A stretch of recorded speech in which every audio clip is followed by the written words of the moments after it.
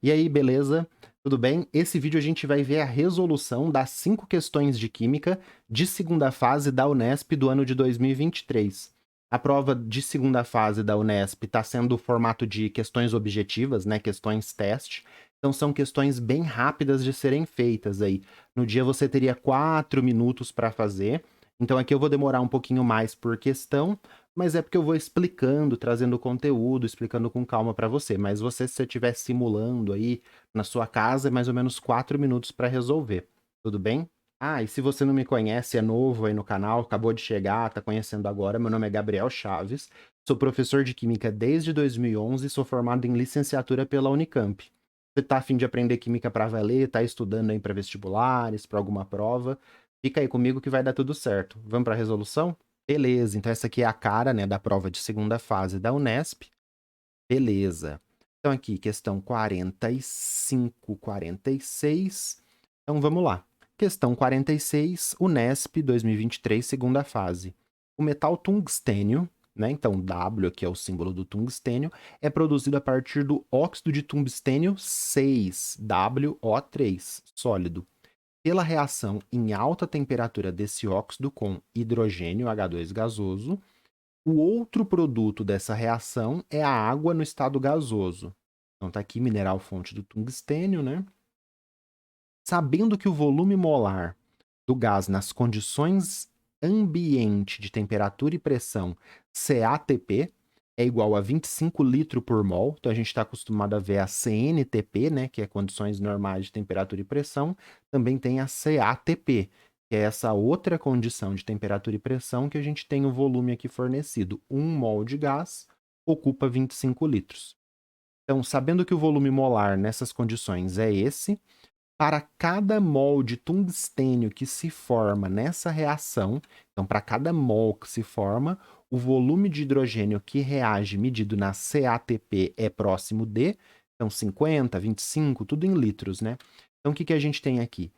Volume molar na CATP, para cada mol de tungstênio, qual que é o volume de hidrogênio produzido?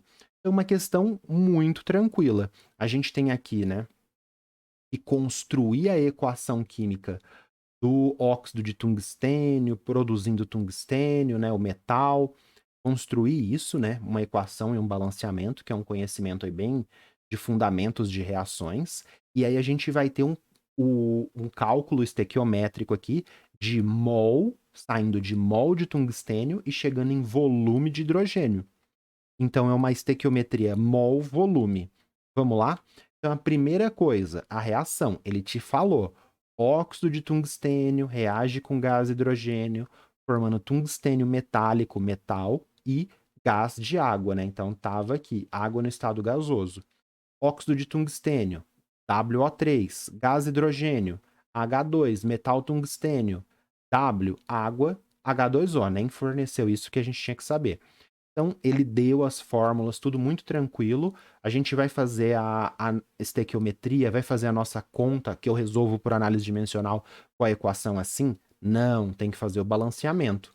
Como que faz o balanceamento? O jeito mais fácil de todos. Pega aquela substância que tem maior diversidade e maior quantidade de átomos, que no caso é essa daqui, tem dois elementos diferentes, o tungstênio e o oxigênio, então tem dois. A água aqui também tem dois, tem hidrogênio e oxigênio. Só que aqui esse é o jeito que eu faço.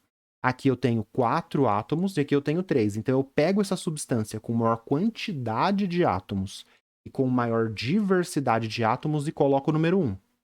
E aí eu vou balanceando. Tenho um W, né? Tenho um tungstênio, tenho um tungstênio. Pronto, balanceei o tungstênio.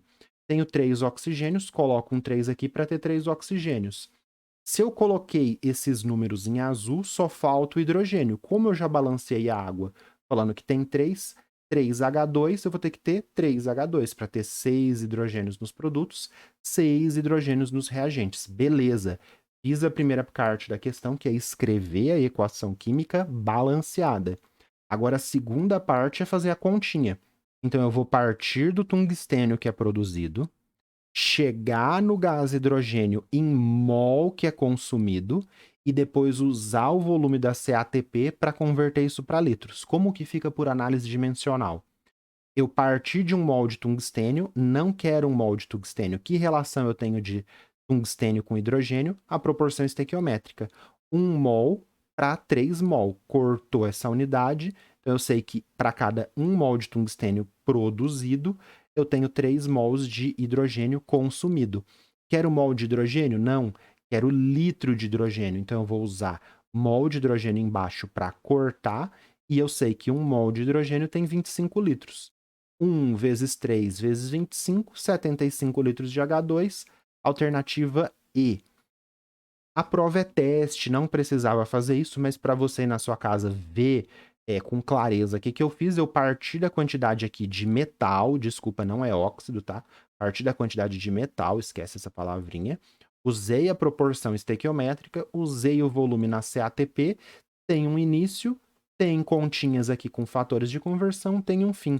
Essa é resolução por análise dimensional. Eu prefiro do que fazer regra de 3. É que você teria que fazer só uma, 2 regras de 3. Do meu jeito, você faz tudo numa linha. Beleza? Alternativa E, 75 litros. Então tá aqui marcadinho. Vamos pro próximo? Questão 47, Unesp 2023, segunda fase. Vamos lá. Então tem um texto aqui grande na chave, então já vamos ler desde o começo. O primeiro cientista que estudou a influência sobre a velocidade das reações foi Jacobs Van 't Hoff, né? Van 't Hoff. No final do século XIX, ele chegou, por meio dos seus estudos, à seguinte regra empírica, né, experimental ali, né, determinada, que era regra de Van 't Hoff: um aumento de 10 graus Celsius na temperatura em que uma reação química ocorre faz com que a velocidade da reação dobre, ou seja, a cada 10 graus Celsius que você aumenta, dobra a velocidade de reação. Mundo Educação, .ol, tal. Uma pessoa cozinhou meio quilo de feijão preto em uma panela comum ao nível do mar. Se cozinhou ao nível do mar, a gente já tem que saber que a água ferve a 100 graus. Esse cozimento levou 3 horas a partir da ebulição da água. Então a água entrou em ebulição, a partir daí levou 3 horas. Beleza. Considerando a regra de Van 't Hoff e que em uma panela de pressão a temperatura de ebulição da água pode chegar a 120 graus, caso essa pessoa tivesse utilizado uma panela de pressão para cozinhar o feijão, então, caso essa pessoa tivesse utilizado uma panela de pressão para cozinhar o feijão, o tempo de cozimento seria, então, 15, 39, 60, 75 minutos. O tempo inicial foi em horas. Então, vamos lá. A gente tem questão teste objetiva, a gente teria 4 minutos para fazer. Então, vamos tentar fazer do jeito mais fácil e rápido possível. É uma questão de cinética química, né, da fisicoquímica, dos fatores que influenciam a velocidade da reação. A temperatura é um fator que afeta a velocidade de reação. E a regra empírica do Van 't Hoff é essa daqui que está na caixinha. Então vamos lá, o que é o jeito mais fácil da gente resolver isso daqui? 3 horas é igual a 180 minutos. Passei para minutos para fazer aqui uma dedução, né, do tempo que vai demorar a partir de minutos, porque as alternativas estão em minutos. Então, 100 graus Celsius, né, cozinhando ali o feijão no nível do mar, levou 180 minutos. Quando se aumenta 10 graus Celsius, a 110 aumentou 10 graus Celsius, a velocidade da reação dobra. Se a velocidade da reação dobra, o tempo de cocção, de cozimento, vai cair pela metade. Então, sai de 180 e vai para 90. Aumentei mais 10 graus Celsius, chegou em 120 graus Celsius, que é a temperatura que a água vai ferver dentro da panela de pressão. O tempo de cozimento cai pela metade de novo. Por que o tempo cai pela metade? Porque a velocidade dobrou, vai cozinhar 2 vezes mais rápido. Então, a resposta é a alternativa C, 45 minutos. Vai ser o tempo muito melhor do que 3 horas, né? Então, a pessoa cozinhou em 45 minutos na panela de pressão. Muito útil, né? Muitos países aí não usam panela de pressão, né? Um absurdo. Então, beleza. Vamos para o próximo? Questão 48, pessoal. Essa daqui foi a questão um pouquinho mais complicada aqui das 5 de Química da prova de segunda fase da Unesp 2023. Então aqui eu vou demorar um pouco mais do que 4 minutos, porque eu vou explicar várias coisas para a gente chegar na resposta. Então observe os 5 modelos de estruturas, né? Então modelo 1, 2, 3, 4, 5. fulereno, C60, diamante, C, quartzo, SiO2, bolinha de oxigênio e bolinha de silício, ácido fólico, aí tem a fórmula molecular aqui com carbono, hidrogênio, nitrogênio e oxigênio, e fluorita, CaF2. Representam uma molécula isolada de substância simples, uma rede covalente de substância composta e uma rede cristalina de composto iônico, respectivamente os modelos 4, 3, 1. Então, olha lá, atenção aqui. Ele está pedindo 3 coisas. Molécula isolada de substância simples, então a gente sabe que existem substâncias simples e substâncias compostas. Rede covalente de substância composta. Então, rede covalente é de quem faz o quê? Ligação covalente, não é ligação iônica nem ligação metálica. Então, composto, uma substância composta que faz ligação covalente. Rede cristalina de composto iônico, ver qual que está formando essa rede e ligação iônica. Então, os temas aqui dessa questão, né? Primeiro, tema de química básica que eu abordo bem no comecinho na minha playlist ali de química geral, de química básica, que é identificar quem é uma substância simples e uma substância composta. O outro tema, né, ligações químicas, então identificar quem está fazendo ligação iônica, covalente e metálica. Então vamos lá, primeira parte, identificar substâncias simples ou compostas, né? Então molécula isolada de substância simples. Essa daqui é uma substância simples? Sim, tem apenas carbono, C60, então é uma substância simples. Diamante é uma substância simples? Sim, porque tem apenas carbono. Quartzo, que tem 2 elementos diferentes, silício e oxigênio, é uma substância composta. Ácido fólico, substância composta também, ó, tem carbono, hidrogênio, nitrogênio e oxigênio. Vou até cobrir a fórmula aqui. E a fluorita também é uma substância composta. Dessas 5, qual que são moléculas isoladas? O fulereno, que é essa molécula aqui, e o ácido fólico, que é essa molécula aqui. O diamante forma uma rede, o quartzo forma uma rede e a fluorita forma uma rede. Então, quem é uma molécula isolada de substância simples? É o modelo 1, fulereno. Então, 1 pode ser a estrutura 4? Não. Então, não pode ser a 4, só pode ser a 1. Então, 4 e 1, as duas são moléculas isoladas, mas apenas o 1 é uma substância simples. Beleza, chegamos em 3 alternativas. Agora a gente vai para a segunda parte. Rede covalente de substância composta. Aqui vamos identificar o tipo de ligação química. Então, ligação carbono-carbono, ligação covalente. Carbono-carbono, ligação covalente. Entre um ametal, que é o carbono, e outro ametal, que é o carbono, vai ser uma ligação covalente. Sílica, aqui o pessoal achou que era iônica. Não, aqui é uma ligação covalente. Sílica, um ametal, oxigênio também um ametal. Ácido fólico, carbono, nitrogênio, oxigênio, hidrogênio, também está formando ligações covalentes. E a fluorita, que é cálcio com flúor, opa, aqui a gente já tem uma ligação iônica, que é a ligação do cálcio 2+, com a ligação do flúor menos, atração eletrostática. Então, beleza. Então, rede covalente de substância composta. 2 ou 3, né? Porque sobrou 2 ou 3 aqui pra gente. 2, tem uma rede covalente, mas é uma rede covalente, de ligações covalentes, de uma substância simples. Então, não pode ser o 2. E o 3? Sim, o 3 é uma rede covalente de ligações covalentes entre 2 ametais de uma substância composta, formada por sílica e oxigênio. Então, não pode ser o 2, que é uma rede covalente de substância simples, não composta, e também não pode ser o 5, que é uma rede iônica, tudo bem? É uma rede iônica de substância composta. Então, o 2 não pode porque é simples, ele estava falando composta, e o 5 não pode porque é iônico, ele estava falando covalente. Então, por isso a gente já chegou na resposta que é a alternativa D. Aqui você já marca D e vai embora. 4 minutos para fazer. Mas como a gente está estudando para a prova, vamos continuar aqui. Agora aqui, rede cristalina de composto iônico.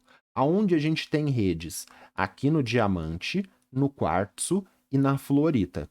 Agora, no diamante e na fluorita, a gente tem redes cristalinas. Por que de cristal, de cristalina? que são redes que se repetem. Já no quartzo, por que não pode ser a estrutura 3 aqui? Então, entre 3 e 5, né, que é as opções. Por que não pode ser o 3? Porque tem uma rede, mas é uma rede amorfa. É uma rede que não tem um padrão que se repete. É tudo aleatório aqui, ó, tudo bagunçado. Isso aqui a gente chama de estrutura amorfa, e isso aqui a gente chama de estrutura cristalina.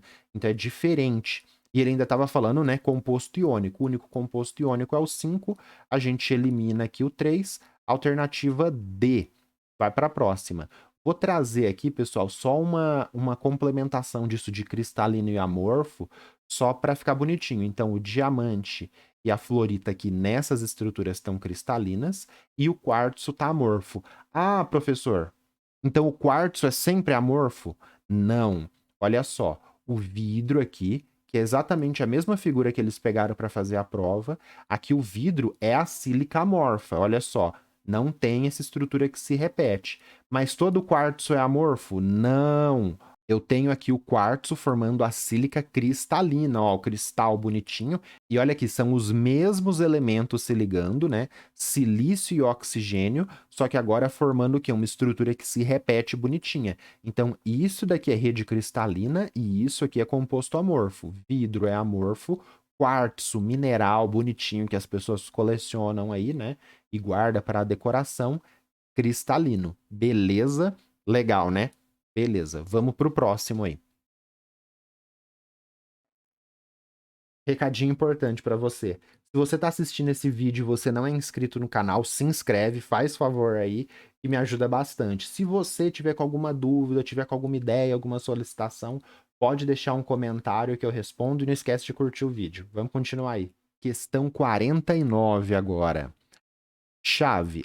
A variação de entalpia dessa reação de cal viva com água líquida para produzir cal hidratada é igual a esses valores aqui em kJ por mol. Então, uma questão de termoquímica. Vamos ler o texto, olhar aqui os diagramas e ver. Então, analise os diagramas de entalpia das reações parciais associadas com a reação de cal viva sólida com água líquida para a produção de cal hidratada sólida. Então, ele falou, né? Cal viva com água líquida para a produção de cal hidratada. E aí ele deu esses diagramas aqui. Esses diagramas são o quê? Cálcio sólido com hidrogênio gasoso com oxigênio gasoso, formando esse cara aqui que é a cal hidratada. Agora aqui, cálcio sólido com oxigênio sólido formando, ó, setinha para baixo, formando a cal viva. E aqui, essa substância simples formando água. Então, o que são esses diagramas aqui? São os diagramas que te fornecem a entalpia padrão de formação.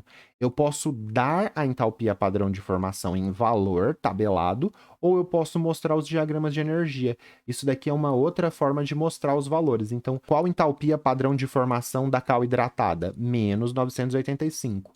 E da cal viva? Menos 635. E da água? Menos 285. Então, eu posso usar esses valores, poderia estar fornecido entalpia padrão de formação e dar esses valores, ou ser fornecido por diagramas. Beleza? Então, quais são os temas aí da questão para gente? Entalpia padrão de formação, porque é isso que está sendo representado. E é importante a gente dominar esse conceito, né? Então, o que é entalpia padrão de formação? Um textinho aqui para a gente estudar junto na questão. O calor de formação de um composto é obtido via formação com espécies elementares na forma alotrópica mais estável a CNTP, e depois é tabelado. Então, olha só aqui a da cal viva. Entalpia padrão de formação da cal viva é menos 635. Como assim formação a partir das espécies elementares mais estáveis? Cálcio metálico e oxigênio gasoso. Não está utilizando ozônio, por exemplo. Então, as espécies elementares na forma alotrópica mais estável nas condições normais de temperatura e pressão. Então, você formou isso, eu poderia te dar o valor tabelado, menos 635, ou mostrar esse diagrama aqui. Beleza? Mas isso aqui está enrolado e tal, mas o que você teria que fazer correndo?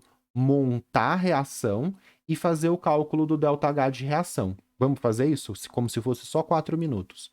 Então, a reação é cal viva reagindo com água, formando cal hidratada. Cal viva reagindo com água, formando cal hidratada. Tá balanceada? Tá balanceado. Um cálcio, dois hidrogênios, dois oxigênios. Só colocar aqui tudo bonitinho. Como que calcula o ΔH de reação a partir desses valores tabelados aqui ou mostrados assim no diagrama? A gente pega e coloca que o ΔH de reação é a soma dos ΔH de formação dos produtos. Então, o ΔH da reação é o ΔH de formação dos produtos. Por quê? Porque ele realmente está se formando, menos o ΔH padrão de formação dos reagentes. Por que que o ΔH padrão de formação dos reagentes é negativo? Porque os reagentes eles não estão sendo formados. Quem que está sendo formado? Os produtos. Então, os produtos eu utilizo com o padrão de formação mesmo, né? Então, a cal hidratada aqui eu vou usar como se ela estivesse sendo formada, mas a cal viva e a água, elas não estão sendo formadas, elas estão sendo consumidas. Então, eu uso ao contrário o ΔH padrão de formação. E aí eu vou inverter todos os valores. Beleza?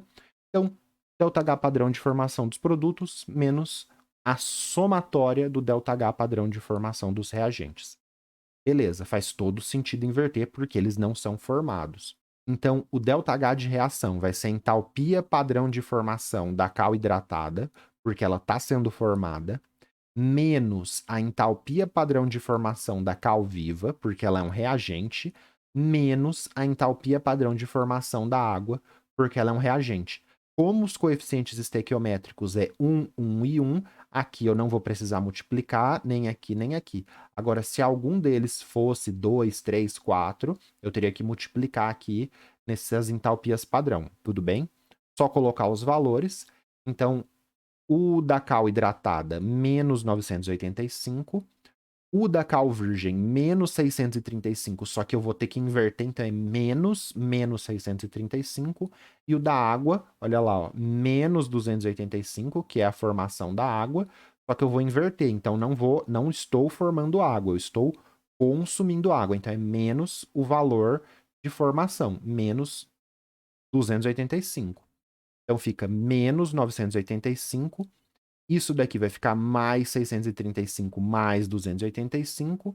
Fazendo essa continha aqui, a gente chega num ΔH de reação exotérmico, né, que libera menos 65 kJ por mol.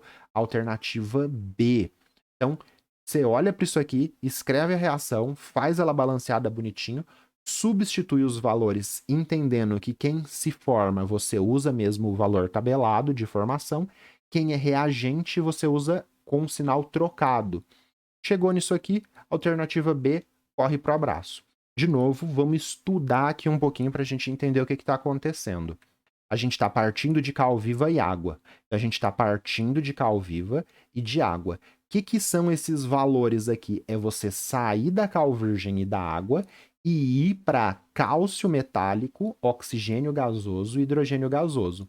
Então, esses valores estão falando, ó, eu saí desses caras aqui e ao invés de eu estar formando eles, eu estou consumindo eles para as substâncias elementares na forma mais estável. Aí eu pego, elas estão aqui de novo e a partir delas eu formo a cal hidratada e aí eu uso esse valor aqui. Vamos ver de um outro jeito aqui para ficar mais claro. Vou deixar aqui embaixo, ó. Então eu tenho essa reação, que é a reação que eu comecei, e eu quero saber qual que é o ΔH dessa reação aqui. Qual que é o ΔH para eu sair da cal virgem, da água e chegar na cal hidratada? Eu não sei esse caminho, mas eu sei o caminho dos reagentes para substâncias elementares na forma simples. Então, por isso que é menos entalpia padrão de formação dos reagentes, porque daqui para cá, ó, do roxo para o vermelho tá tabelado. Se do roxo do vermelho tá pro tabelado, eu sei. Do vermelho para o roxo é só pegar o tabelado, esses valores aqui, ó, e inverter. Então, eu saí dos reagentes, fui para esse conhecido, para esse tabelado, e aí do tabelado eu uso para formar a cal hidratada. Então eu conheço do vermelho para o roxo, conheço do roxo para o preto, somo esses valores tabelados e acho a reação que foi solicitada. O que é isso aqui que eu fiz? Lei de Hess, pessoal. Então, do caminho do vermelho para o roxo e do roxo para o preto, tem a mesma energia do que do vermelho para o preto direto. Isso aqui é a lei de Hess. E aí, quando a gente usa a lei de Hess com valores tabelados aqui, né, da forma elementar, alotrópica, mais estável, mais comum na CNTP, a gente está usando entalpia padrão de formação.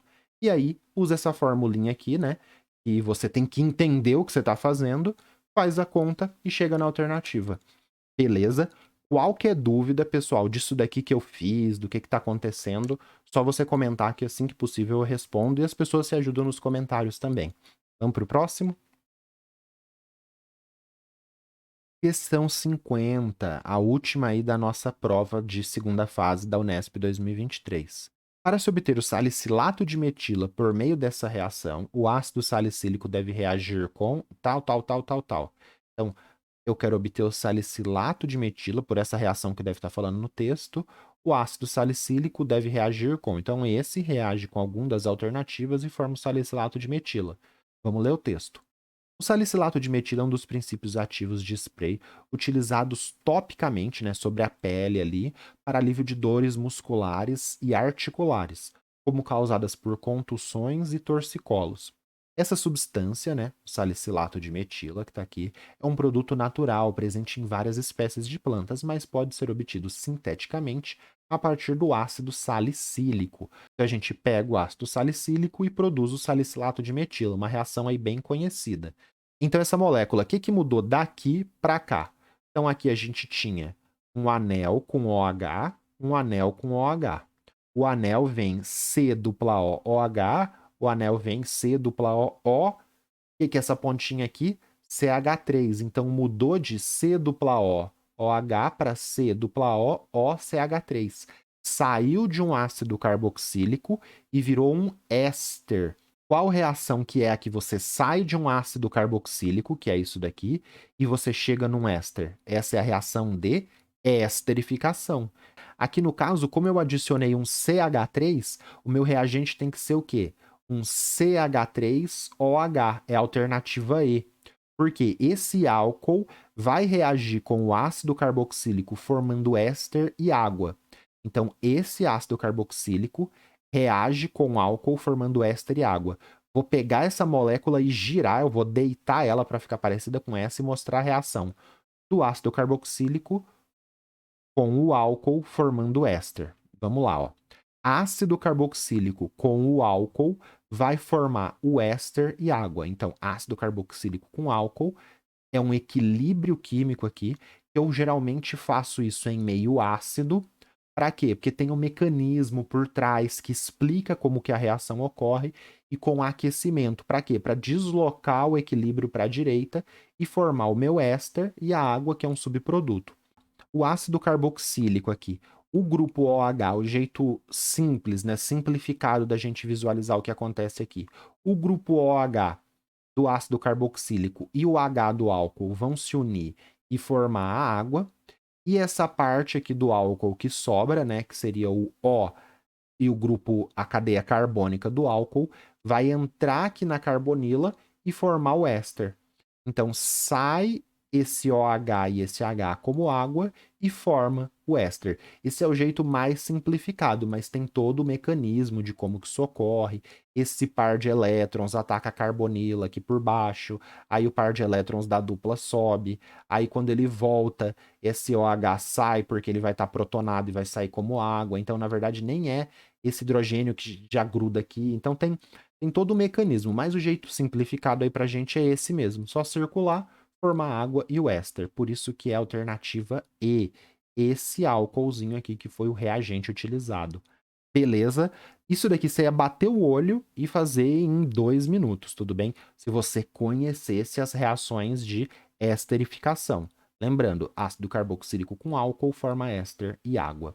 Vamos dar uma olhada aqui em todos os temas abordados nas 5 questões da Unesp 2023? Então, questão 46, 47, 48, 49 e 50. Duas de química geral, né? Duas com contas aqui. A primeira é com aquela estequiometria mol-volume. A segunda com cálculos ali de entalpia padrão de formação. Uma questão de físico-química de cinética. essa de físico-química de termoquímica e, por último, a questão que a gente viu de reações orgânicas e esterificação. A única coisa aí meio que o pessoal poderia ter se confundido, mas dava para resolver sem, era aquela questão das substâncias, das redes que formam sólidos amorfos e das redes que formam os retículos cristalinos. É uma coisa pouco comentada, da questão 48. Tirando então aquela avaliaçãozinha rápida, né? 5 questões, bem bate-pronto ali, realmente em 4 minutos você conseguiria fazer cada uma das 5 questões. Poucas questões, né? 5 questões teste, 5 questões objetivas, mas que cobraram aí 2 de geral, 2 de físico-química, 1 de química orgânica, pegou bastante tema, bem conciso, bem legalzinho, bem estilo da Unesp mesmo. Então foi bem legal aí resolver isso com você. Fica aí para os próximos vídeos, qualquer dúvida, qualquer coisa, só deixar um comentário que eu respondo. Valeu e tamo junto. Vamos lá, valeu!